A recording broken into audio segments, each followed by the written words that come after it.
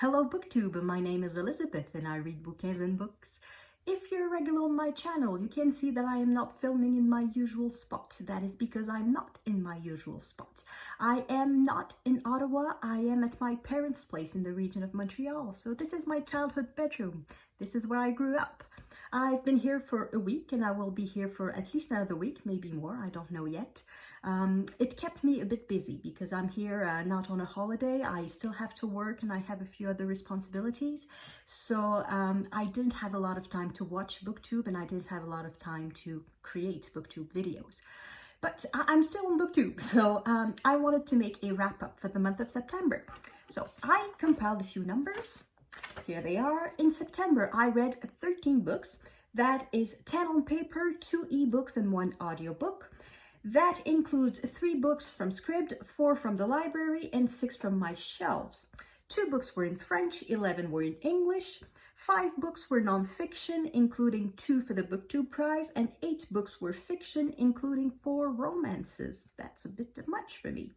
And my TBR, my massive list of books that I own and that I have not read yet, that was at 150 at the beginning of the month, is now at 145. That means I read 6 books from my shelves, but I did acquire 1. I couldn't resist because there is a bunch of little free libraries around where my parents live, and I found something interesting and I couldn't resist. So I am at 145. I don't want to name all the books that I read, so like last month, I will do a yay and nay. So 3 books that I vote for and 3 books that I vote against. So let's start with the positive books that I liked. A non-fiction, Death in the Rainforest by Kulick. That one I read from the library, but it's available on Scribd if anybody is interested. Kulick is a linguist, ethnograph, anthropologist. I don't know exactly what his title is.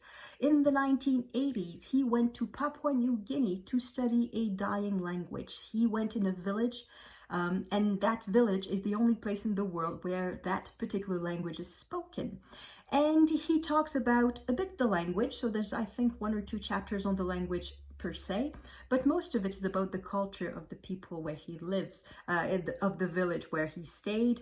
And he went back to that village multiple times. So the first time he stayed for a month to see if he could live there, and then he went back for 15 months, and then he went back quite often. Unfortunately, his study had to be interrupted for a long time in the 1990s because the situation was just too violent.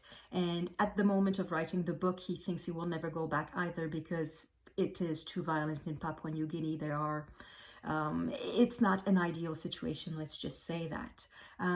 So this is the sort of book that I like because it's part memoir, part travel, part linguistic, part ethnograph studies, part anthropology. It's just all sort of things, and it's extremely interesting. It's the sort of book that brings you to the other end of the world.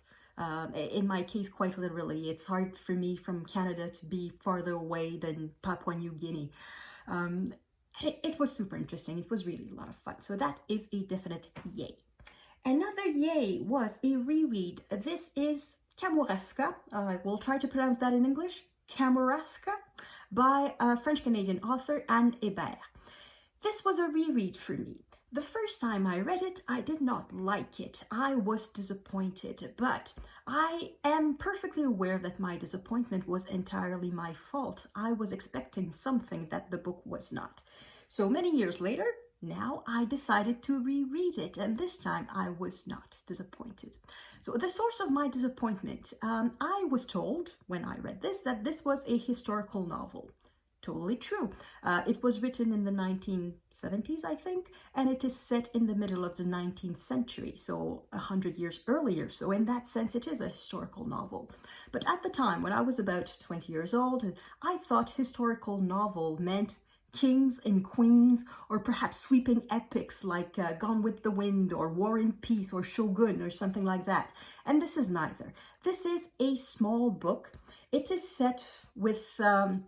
It is set partly in this small town of Sorel and partly in the village of Kamouraska, which gives the title of the book. And the reason it is set in the middle of the 19th century, it is because it is based on a true story. So this is more a domestic drama in a way. The true story is that in 1839, I think, or 40, a young man who was more or less the descendant of the lords of the region of Kamouraska. Of course, at the time in the 19th century, there was no such thing as a lordship, a seigneurie. It didn't exist anymore, the system. The old French feudal system had been abolished for 100 years, but somehow the descendants still kept the title. A little bit like in France today, it's a republic, but there's a bunch of countess and dukes of this and count of that, and yeah, there's a bunch of titled people, even though France is a republic. Well, it was a bit like this too. So there was this little lord of the village, of the place, who was quite wealthy compared to the other people, quite educated compared to the other people of the village. He got married, and the story is that he was murdered by a school friend who was a doctor who had come all the way from Toren, which is 500 kilometers away from Kamouraska. So that was quite a story, and of course the wife was suspected, because it was suspected that the doctor, the school friend, was the lover of the wife. So that's the basis of the story. So in this book, Hébert changes the names, and she decides to explore the feelings of the wife. So at the beginning of the book, her second husband is dying. He's very sick, and after 18 years of common life, she now realizes that the husband is afraid of her because he thinks she murdered or had her first husband murdered, and he's afraid she's going to do the same with him. So she realizes that after 18 years of marriage and a whole bunch of children, the husband still doesn't trust her, and she wants to be devoted to him. So she basically works so hard at nursing her husband that she herself gets sick, and in a single night of fever and delirium, she basically goes back to the story of her first husband and the passion for the doctor, and it's very much a psychological study. It's slow pace, it's feverish, it's anyway, I like it a lot. So it was an absolute yay for me on rereading. So it's a historical novel, but don't expect wars, don't expect kings and queens, don't expect important events. It's really just a domestic story, the story of one person, and well, more than one person, a bunch of people, but private passions, I would say. It's nothing of public importance. It's really about the interior life of the characters. So that's Kamouraska. And another yay is a book that I have with me. That's 1984. For people who are new to my channel, I keep the price tags on my books because I think it's relevant information for my future self. However, this is false information because I did not pay $6. They are $3 for $10 at Chapters. Anyway, I have the book with me because I had started it before I came to see my parents. So I finished this a couple of days ago, I think. It's really, really good. I really liked the beginning. The way it starts, it just takes a few pages and the dystopia of 1984 is set. The scene is set. We know the rules. We feel the anxiety, the anguish of the character of being watched all the time, of knowing that there are no rules, nothing is illegal, but at the same time, nothing is allowed either. And it was really interesting. It's really worth the read. And what I found the most fascinating, yeah, as you can see, I annotated it a lot. It's not something that I do regularly, but for this one, I felt the need to annotate it and to mark it. And all the pink slips there, the pink post-its, they are about the manipulation of information, but the changing of the past. Because this is one of the features of the dictatorship in 1984. It's that Big Brother and the party are eternal, but not eternal from now to the future. They are eternal from the beginning of times to the end of times. So for that, they have to change the past constantly. They have to rewrite newspapers. They have to change pictures so that Big Brother and the party were never wrong. So that whenever some opponent, real or imaginary, is disappeared in the present, they must also disappear in the past. So I thought that was extremely interesting and extremely fascinating, this manipulation of public opinion by changing the past and by erasing any proof that anything was ever different than it is now. So making now permanent in both directions, not just for the future, but in the past too. So I thought that was very interesting. A thing that I liked a bit less is the yellow thingies, the yellow tabs. There are just 3 of them, but it's in 3 places. The main character, Winston Smith, feels very frustrated with the system. He doesn't like it. He doesn't feel free. He feels completely constricted, and his rage easily turns towards women. In these 3 places, he has feverish dreams of raping and killing women. One in particular. It's a bit troubling because it's just these 3 little mentions. It's just in passing like that, sort of like if it was absolutely normal for any frustrated man to turn his rage against women. So that was a bit iffy for me, but despite that, the rest is just really brilliant. I really, really liked it. So that's a yay for me.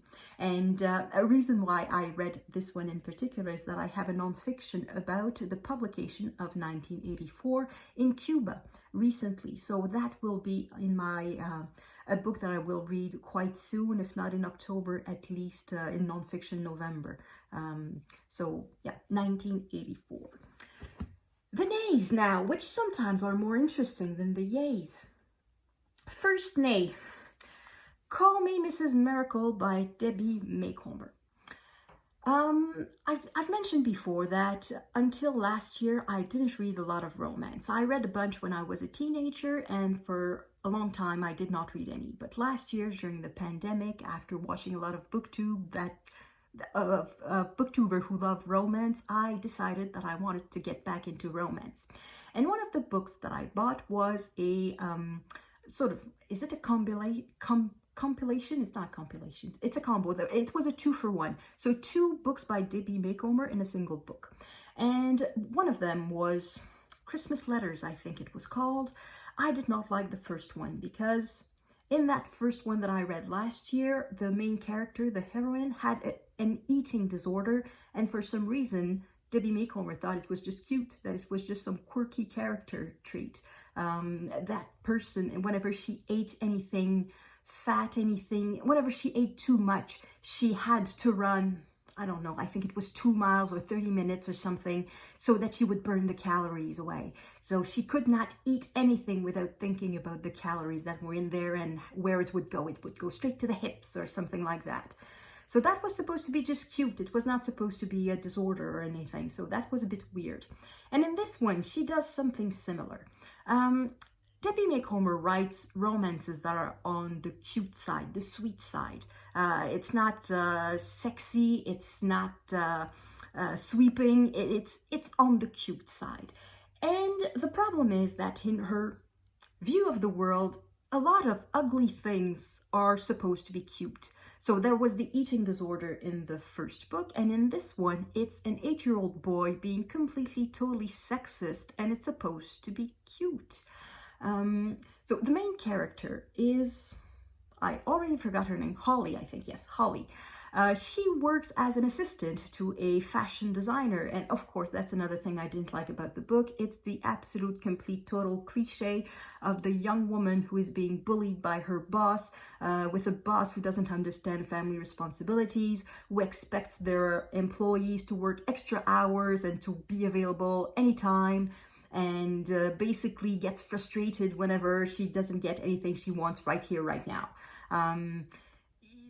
It's a bit of a cliche by now, so think The Devil Wears Prada and things like that. So there's that. And this employee, this young woman in this book, has to take care of her nephew because her nephew lost his mother, and his father, which is the heroine's brother, is in the military, and he is posted in Afghanistan, I think. So she has to take care of her 8-year-old nephew, and this 8-year-old nephew thinks that baking cookies for Christmas is for girls. And when he says that, the main character just smiles because she thinks it's cute. And then afterwards, the little boy relents because he thinks, oh, maybe it could be fun to bake cookies. But don't tell my friends. I don't want them to think I'm a sissy. And that is the word that is used. And I don't think it's cute. That's the problem. It really, it's not to be, I don't know, it's not something about being woke. I'm really bothered by it. The point of reading romance is to be in this ideal world where if things are bad, they end up good at the end. That's the point of romance. But that's not what happens with this little boy. He thinks that being a man is to do everything different from women, and if he does anything like a woman does, it's bad. So that's not cute. So it didn't work for me. So not only is this book not a yay for me, it's a nay. I think it's the entire work of Debbie Macomber that I will put aside for quite a long time. Based on 2 books, granted, it's not a lot compared to the entire output of Debbie Macomber, but I think it's something that is, from what I've read in other reviews of other books, it's something that happens quite often in Debbie Macomber, is that there are some things like that just take you right out of the cute world, of the ideal world, and you are stuck with the ugliness that is supposed to be cute. So I think I'll put her aside for a little while because there are so many romance writers to explore, so I don't really need her. Another nay. Oh, that one I'm sad a little bit. It's not because of the book, and it's not because of the content of the book. It's because of the way I consumed the book. So the book is Ex Libris, Confessions of a Common Reader by Fadiman. And the problem is that I consumed the book in the form of audiobook. It was narrated by Suzanne Toren. And I want to say it's not because of the narrator. The narrator was very good and the content of the book is very good. But it's just not the sort of book that I want to listen to. I'm still rather new to audiobooks since I've subscribed to Script, which was, I think, last May or something like that. So I haven't listened to a ton of audiobooks, and I'm still getting to learn what I like and what I don't like. I found out that literary fiction doesn't work for me at all on audiobook, and I am now finding out that some nonfiction doesn't work either. So this is a book about the joy of reading, about the joy of owning books, of having books, of living with books. It's about somebody who likes books. And one of the ways why it did not work in audiobook is because so many authors are mentioned and so many books are mentioned, and many of them I wanted to read. They sounded really interesting, but because it's an audiobook, I didn't have anything to write it down, so I don't, and it's hard to go back in a way because when I listened to it, I was walking outside while I listen to audiobooks while I walk. So it's sort of awkward to stop and write down something. And generally, I don't even have a pen and paper with me, so I cannot even write it down. So that just went straight by me. And one chapter in particular was full of footnotes. It was a chapter on plagiarism, and as a joke, Fadiman decided to put footnotes galore in that chapter. And every time there was a footnote, the narrator had to say footnote, content of the footnote, end of footnote, and then go back to the sentence right in the middle where the footnote was. So that was a bit confusing sometimes, and because of the quantity of footnotes, it was annoying. So it didn't work for me. But I think I will try to find a paper copy of the book and read it on paper, and that would be a total yay, because I really like the content of the book. It's really just the audio format that is not. It doesn't work for that type of book. And once again, it's not because of the narrator. She did a great job. It's just because it's not the sort of book that I like on audiobook. So that's the reason why it was an A. And also, I guess it's because I had a really good reading month and there was not a lot to put in the nay side. Okay, and last one. The third nay. I hesitated before talking about it. I will talk about it, but in a very cryptic way. I won't mention the author and I won't mention the title. The reason I won't mention it is that it was a self-published book. I won't say too much of where I found it because I chose it at random. So it's not somebody I know either in real life or from Booktube. It's really chosen at random. I read the summary and it sounded good, so I decided why not give it a try. I'm prejudiced against self-published books, and unfortunately that book will sort of confirm my prejudice. But the reason why I want to talk about it, it's because that book had a very NaNoWriMo feel about it? NaNoWriMo, National Novel Writing Month.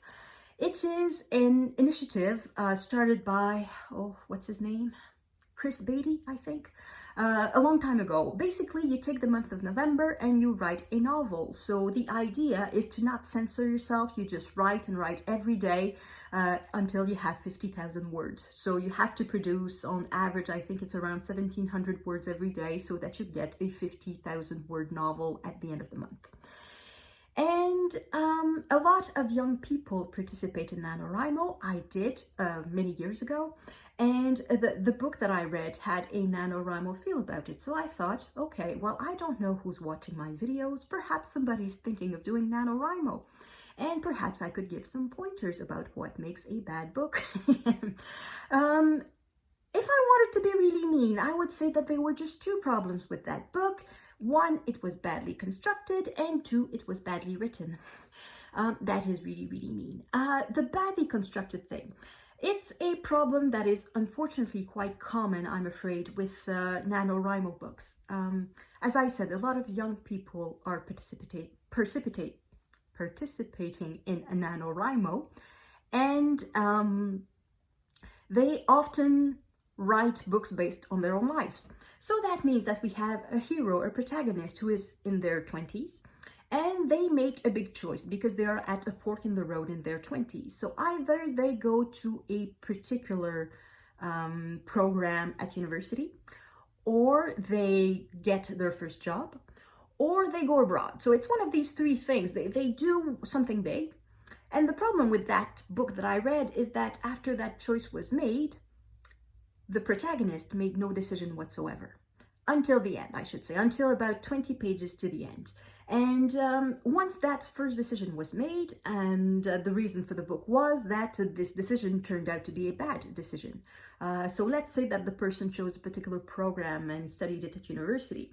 Okay, so the person decided, I'm going to be the best student ever in that program, and decides to study very, very hard, but also decides to go in that student organization and participate in that activity and just overbook themselves. And the person has to do this, and I have to do that, and I have to do that. And you can see that the person is completely miserable, and that the person is not behaving nicely with their friends, with their family, and they are basically isolating themselves and just going down in a tailspin of depression, basically.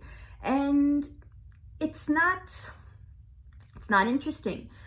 Just having an outside goal and an artificial timeline. So basically the person, because they are in a particular program, they are thinking, okay, well, I just have, if I do my exam, if I do my paper, if I do my dissertation, once it's done, I'm going to be just fine. Once it's done, I'm going to be just fine.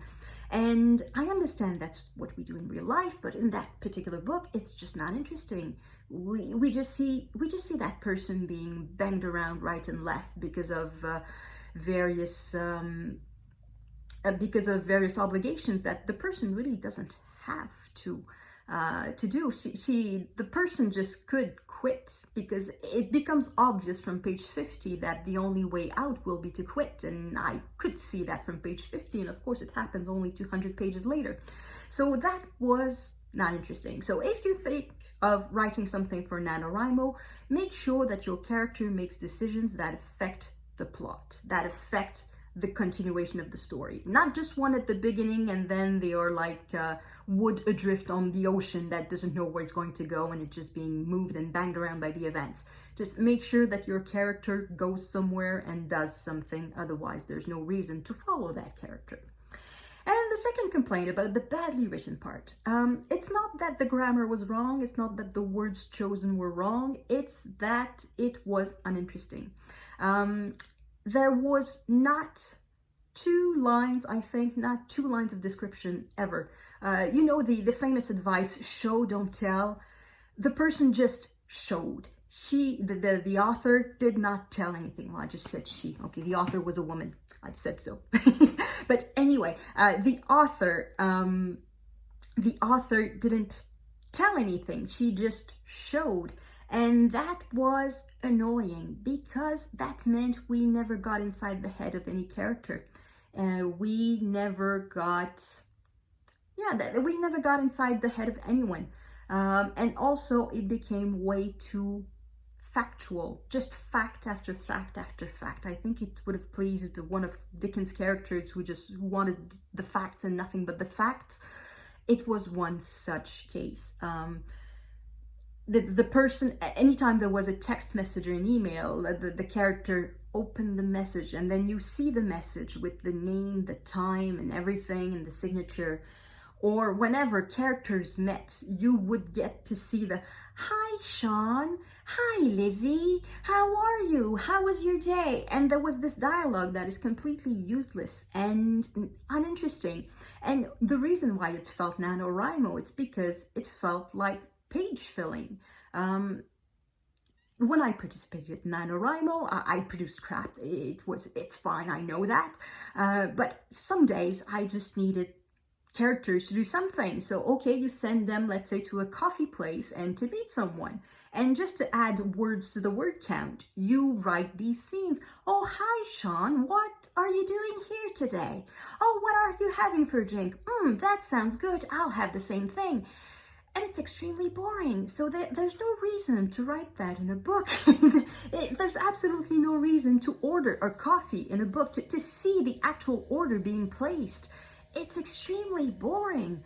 So, yeah, that was the worst book I read this year. That was the worst book I think I read in my life. It was that self-published books.